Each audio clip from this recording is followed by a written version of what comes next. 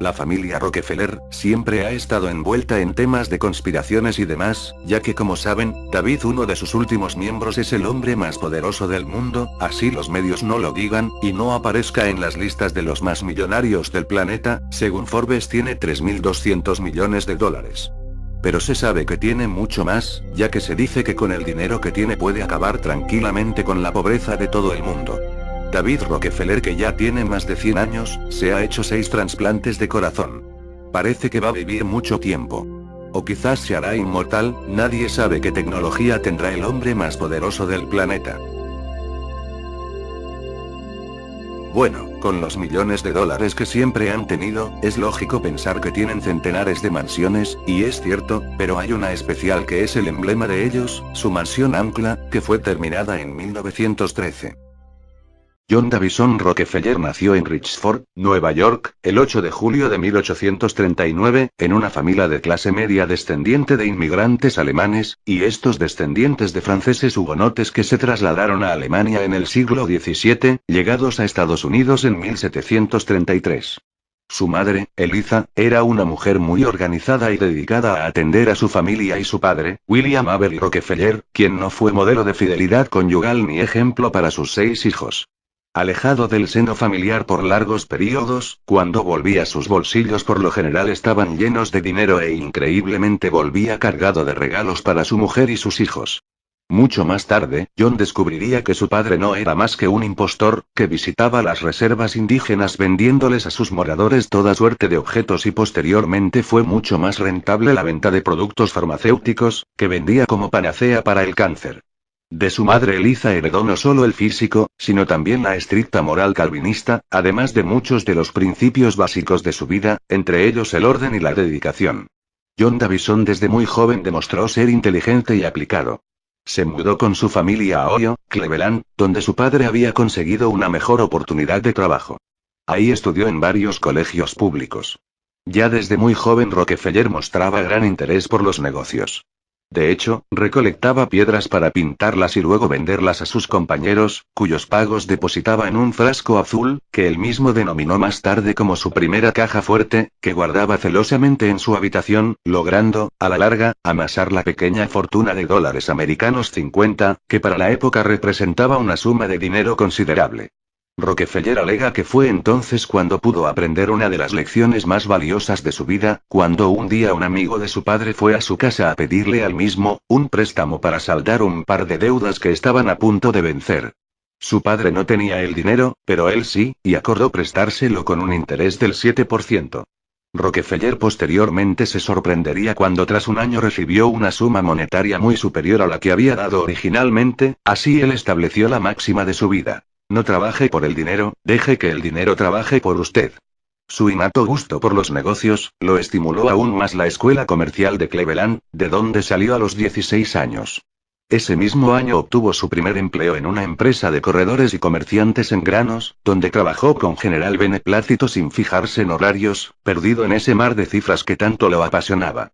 Por la noche, en su cama, repasaba mentalmente las operaciones financieras del día, tratando de descubrir en qué podría haber obtenido mejores ganancias. Ya a sus 16 años, John Davison Rockefeller era contador en Cleveland y mostró gran competencia en el área, trabajando para la firma Hewitt & Tuttle y otras empresas, llegando al punto de que al tercer año en su dicho sector, ya ganaba $600 anuales, una suma considerablemente alta, tomando en cuenta que el año era 1857, pero tras que le negasen un aumento de $200, decidió instalar un negocio por cuenta propia. Tenía ahorrados $800, pero aún le faltaban otros 1.000 para crear su primera firma de corretaje. Su padre se lo adelantó con un interés anual del 10%, hasta que alcanzara la mayoría de edad. Así fundó con su socio M.B. Clark, la firma Clark y Rockefeller, que obtuvo, el primer año, beneficios por $4.000 y en el segundo cuadruplicó la suma. Entonces comenzó a invertir en el sector cafetero, con lo que aumentó aún más sus ingresos, pero a pesar de la gran cantidad de dinero que ganaba, Rockefeller no se sentía complacido, deseaba llegar mucho más lejos y estaba decidido a lograrlo.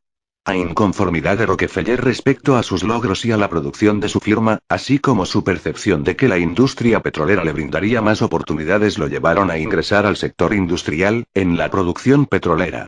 John Davison Rockefeller era ahora un joven y acaudalado entusiasta del sector petrolero, pero ninguna persona en aquel mundo se imaginaba que la ambición e inteligencia de este joven lo llevaría a crear el mayor monopolio de todos los tiempos y justamente sobre aquella tan importante industria. Desde los años 1850, Cleveland había estado experimentando un acelerado crecimiento, especialmente en los sectores industriales, dando como resultado que para 1861, se había tornado en una de las ciudades más modernas y productivas de Estados Unidos, además de una de las principales sedes industriales. En medio de este ambiente, Rockefeller apreció de cerca el crecimiento paulatino que la industria petrolera comenzaba a experimentar y fue lo bastante brillante para entender que ese combustible pronto se convertiría en la fuente de energía del mundo. En 1862, con los ahorros y ganancias de su firma cafetera, pasó a ser socio de la Clark y Andrews, que comenzó instalando sus refinerías y en cuestión de muy poco tiempo comenzó a adquirir otras en Cleveland, actividad que continuó hasta apropiarse de forma definitiva de gran parte de las de la ciudad. El estallido de la Guerra Civil en 1861 fue la llave de su fortuna. 2 años antes, con la perforación del primer pozo de petróleo, comprendió que podía ganar más con su transporte y refino que con la explotación. Cuando en 1863 la Compañía Ferroviaria del Atlántico y el Oeste extendió su línea hasta Cleveland, poniendo esta ciudad en contacto directo con Nueva York a través de la región del petróleo, supo que había llegado el momento.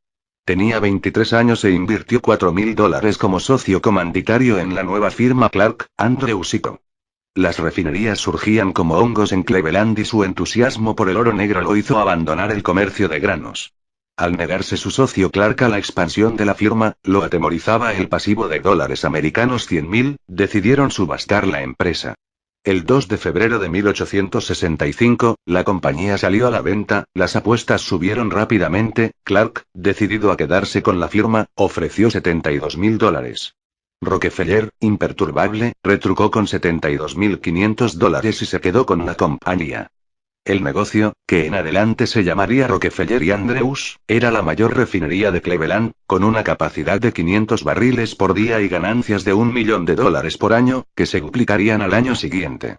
En aquella época John Davison Rockefeller se decía que solo tenía que mostrarles a sus competidores su cartera de inversiones y propiedades, para que estos decidieran venderle o negociar con él, de lo contrario podían estar seguros de que Rockefeller se encargaría de quebrarlos y llevarlos a la bancarrota. Después de todo, él dejaba muy en clara su visión con la frase: la competencia es un pecado, por eso procedemos a eliminarla. Ya desde entonces Rockefeller mostraba su mentalidad de hombre de negocios depredador, buscando a toda costa la expansión de sus empresas, el aumento de sus inversiones y la eliminación progresiva de la competencia a toda costa.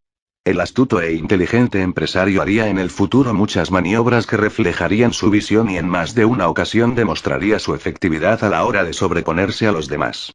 Su siguiente paso fue negociar con el ferrocarril tarifas preferenciales, y ese descuento fue un arma esencial para fundar en 1870 una nueva sociedad, con $1 millón de capital. La Standard Oil, que absorbió a la empresa Rockefeller y Andrews, que venía de una rápida expansión, en el año 1870 y debido a que la Standard Oil había sido creada por Rockefeller, su hermano William y varias personas más, Rockefeller pasó a liderar la compañía. Ahora John Davison Rockefeller controlaba una vasta red de refinerías. Además, como él mismo había determinado que el negocio del petróleo podía generar ganancias desde más de un enfoque, llevó a la compañía a desarrollar sistemas de extracción y transporte del crudo, controlando así todos los aspectos de la producción petrolera. En 1870 la Standard Oil era una de las mayores refinerías de centro de los Estados Unidos y ya en 1872, junto con dos de los más importantes refinadores de Pittsburgh y Filadelfia, pudieron manejar a su antojo las tarifas con los ferrocarriles. La Standard Oil refinaba un cuarto de toda la producción de petróleo del país, y eliminando paso a paso la competencia, se convirtió en un poderoso monopolio, que refinaba el 95% de la capacidad total del país. Su equipo directivo estaba formado por un conjunto de los más capaces financieros del país. Todos eran millonarios.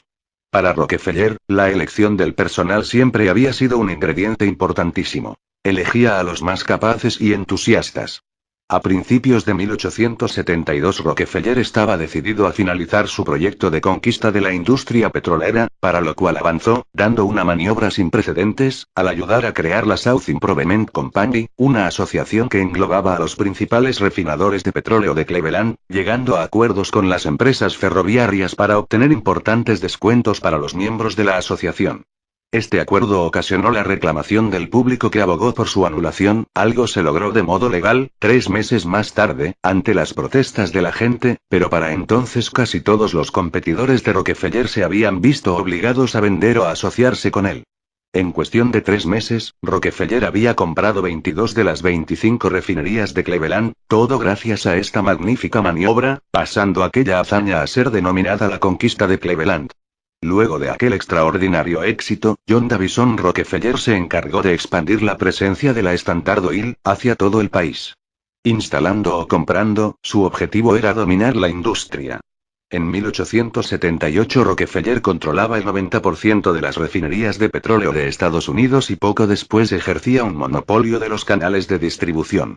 Ahora Rockefeller era, para fines prácticos, el dueño de la industria petrolera de Estados Unidos y ya nada podía cambiarlo. Ya a finales de la década de 1880, el gobierno de los Estados Unidos estaba centrando su atención en el inmenso desarrollo del sector privado del país. En ese momento, Estados Unidos estaba decidida a reglamentarlo, para permitir el desarrollo equilibrado y justo de las inversiones y las compañías, buscando establecer la libre competencia, en un país donde tal cosa no existía.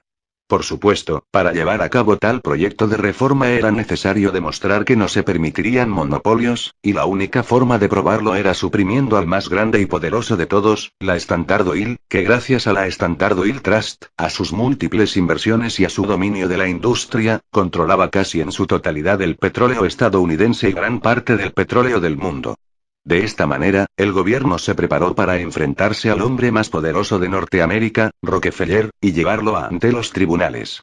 A pesar de que fueron muchos los periodistas e investigadores, tanto públicos como privados, los que expusieron al monopolio de Rockefeller, al gobierno le resultó muy difícil hacer frente al poderoso magnate y a su imperio.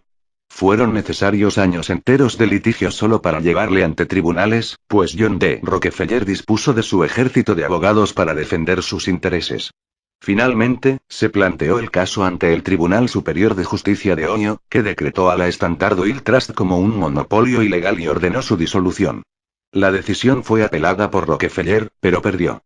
Aún así, con todo y las exigencias de la corte, el monopolio no se disolvió como tal hasta 1899, dado que si bien accedió a desactivar la Standard Oil Trust, el imperio petrolífero de Rockefeller ya estaba más que afianzado, y ese año John Davison Rockefeller estableció la Standard Oil Company en Nueva Jersey, siendo su presidente hasta su jubilación en 1911. Este mismo año la empresa se dividió en 37 diferentes corporaciones por orden del Tribunal Superior de Justicia de Estados Unidos, que consideró a la compañía demasiado grande y poderosa en la industria como para continuar unida. Aún así, Rockefeller continuó manteniendo el 30% de las acciones de todas esas compañías y su familia continuó manteniendo la mayoría del resto de las acciones, por lo que su fortuna no se vio afectada. Cabe destacar que el listado de empresas que surgieron como descendientes de la Standard Oil hoy en día son las principales compañías petroleras, no solo de Estados Unidos sino del mundo, contándose en la lista compañías como la ExxonMobil, que es la multinacional petrolera más grande del mundo, Chevron, que es otra de las grandes multinacionales petrolíferas, ConocoPhillips, Amoco, que fue absorbida por British Petroleum en el año 2000, y Standard Oil of Ohio, previamente conocida como SOIO. En vista del renombre que poseen estas compañías hoy en día, no es difícil imaginar cuán poderoso fue el monopolio que ejerció Rockefeller y cuán extenso resultó, dado que todas estas son empresas que nunca faltan en ningún listado de corporaciones de gran importancia. Pensar que todas ellas estuvieron cohesionadas por el deseo de un solo hombre de dominar una industria, es algo que quizá resulte imposible de concebir hoy en día. Pero lo fue, y lo más increíble se mantuvo así a lo largo de más de 4 décadas. En consecuencia, se puede afirmar que la actual estructuración de las principales compañías del sector petrolífero es en su mayoría heredera del inmenso monopolio de Rockefeller, testimonio del gran poder que ejerció y de la extensa influencia que poseyó y que marcó a esta industria. A los 53 años de edad, su salud comenzó a empeorar. Con varias enfermedades digestivas, perdió el cabello, adelgazó y se le hundieron los hombros. Con la espalda encorvada llegó a tener la apariencia de un hombre mucho mayor de lo que en realidad era. Apenas podía mantenerse en pie. Con sus recursos económicos buscó tratamientos costosos, pero su salud no mejoró. Fue entonces cuando empezó a bajar su ritmo de trabajo, a descansar más y a alimentarse bien, su salud fue mejorando. Rockefeller, tras la separación en 30 diferentes empresas de su gigantesca petrolera la Standard Oil, y tras su retiro como presidente de su vasto imperio en 1911, centró su atención sobre todo en sus actividades filantrópicas y en su más ambicioso proyecto en el ámbito inmobiliario, la construcción del Rockefeller Center, el cual nunca pudo ver terminado, debido a su muerte el 23 de mayo de 1937 en su residencia de Ormond Beach, Florida, a los 97 años de edad. Fue enterrado en el Lakeview Cemetery, en Cleveland, la ciudad que vio nacer su inmenso imperio. Sería su hijo, John Davison Rockefeller Jr., quien completaría la construcción del proyecto que era el Rockefeller Center, que sería el mayor centro empresarial del país y probablemente del mundo en su momento, siendo todavía hoy en día uno de los más importantes, además de ser un importante activo inmobiliario y de bienes raíces, para la familia. Nadie sabe qué tecnología tendrá el hombre más poderoso del planeta. Bueno, con los millones de dólares que siempre han tenido, es lógico pensar que tienen centenares de mansiones, y es cierto, pero hay una especial que es el emblema de ellos, su mansión Ancla, que fue terminada en 1913. John Davison Rockefeller nació en Richford, Nueva York, el 8 de julio de 1839, en una familia de clase media descendiente de inmigrantes alemanes, y estos descendientes de franceses hugonotes que se trasladaron a Alemania en el siglo XVII, llegados a Estados Unidos en 1730 y de su madre Eliza heredó no solo el físico, sino también la estricta moral calvinista, además de muchos de los principios básicos de su vida, entre ellos el orden y la dedicación. John Davison desde muy joven demostró ser inteligente y aplicado. Se mudó con su familia a Ohio, Cleveland, donde su padre había conseguido una mejor oportunidad de trabajo. Ahí estudió en varios colegios públicos. Ya desde muy joven Rockefeller mostraba gran interés por los negocios. De hecho, recolectaba piedras para pintarlas y luego venderlas a sus compañeros, cuyos pagos depositaba en un frasco azul, que él mismo denominó más tarde como su primera caja fuerte, que guardaba celosamente. La familia Rockefeller siempre ha estado envuelta en temas de conspiraciones y demás, ya que como saben, David, uno de sus últimos miembros, es el hombre más poderoso del mundo, así los medios no lo digan, y no aparezca en las listas de los más millonarios del planeta. Según Forbes tiene 3.200 millones de dólares. Pero se sabe que tiene mucho más, ya que se dice que con el dinero que tiene puede acabar tranquilamente con la pobreza de todo el mundo. David Rockefeller, que ya tiene más de 100 años, se ha hecho 6 trasplantes de corazón. Parece que va a vivir mucho tiempo. O quizás se hará inmortal. 3. Su madre, Eliza, era una mujer muy organizada y dedicada a atender a su familia, y su padre, William Avery Rockefeller, quien no fue modelo de fidelidad conyugal ni ejemplo para sus 6 hijos. Alejado del seno familiar por largos periodos, cuando volvía sus bolsillos por lo general estaban llenos de dinero e increíblemente volvía cargado de regalos para su mujer y sus hijos. Mucho más tarde, John descubriría que su padre no era más que un impostor, que visitaba las reservas indígenas vendiéndoles a sus moradores toda suerte de objetos, y posteriormente fue mucho más rentable la venta de productos farmacéuticos, que vendía como panacea para el cáncer. En su habitación, logrando, a la larga, amasar la pequeña fortuna de dólares americanos 50, que para la época representaba una suma de dinero considerable. Rockefeller alega que fue entonces cuando pudo aprender una de las lecciones más valiosas de su vida, cuando un día un amigo de su padre fue a su casa a pedirle al mismo, un préstamo para saldar un par de deudas que estaban a punto de vencer. Su padre no tenía el dinero, pero él sí, y acordó prestárselo con un interés del 7%. Rockefeller posteriormente se sorprendería cuando tras un año recibió una suma monetaria muy superior a la que había dado originalmente, así él estableció